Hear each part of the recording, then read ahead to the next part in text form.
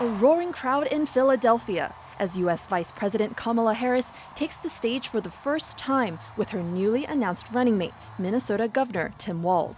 Since the day that I announced my candidacy, I set out to find a partner who can help build this brighter future. So Pennsylvania, I'm here today because I found such a leader. A U.S. Army National Guard veteran and former member of Congress, Walz began as a school teacher, also spending about a year teaching in China.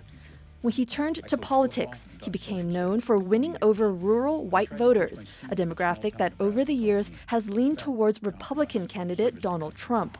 Now, Walz is coming into his VP nomination swinging, restating a view that his Republican rivals are, simply put, odd. I just have to say it. You know it, you feel it. These guys are creepy and, yes, just weird as hell. And make no mistake, violent crime was up under Donald Trump. That's not even counting the crimes he committed.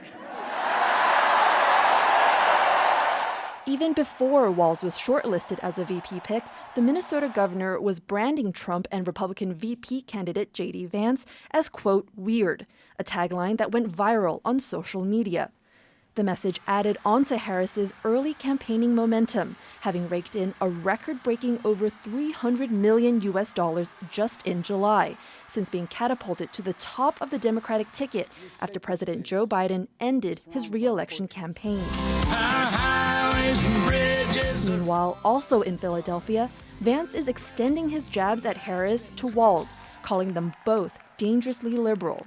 He is the double-down choice for failed leadership. And again, Kamala Harris selected him. I don't know why, but I think it's because she's fundamentally a radical herself and she wanted a partner in crime.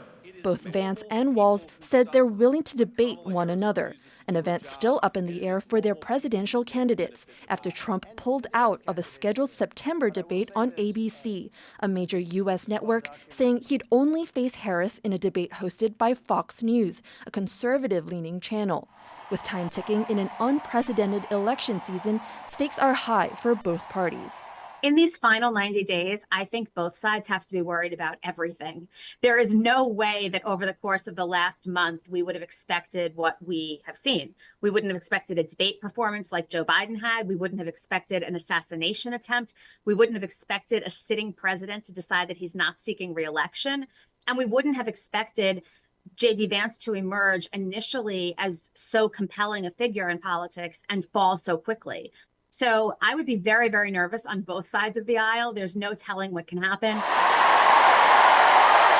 With 90 days to go, the new Democratic ticket, Harris and Walz, will be making their way through critical swing states, including Wisconsin, Arizona, and Nevada, while the Republican competition works to do the same as the race for the White House heats up. Dolphine, Chen, and Joyce Tseng for TaiwanPlus.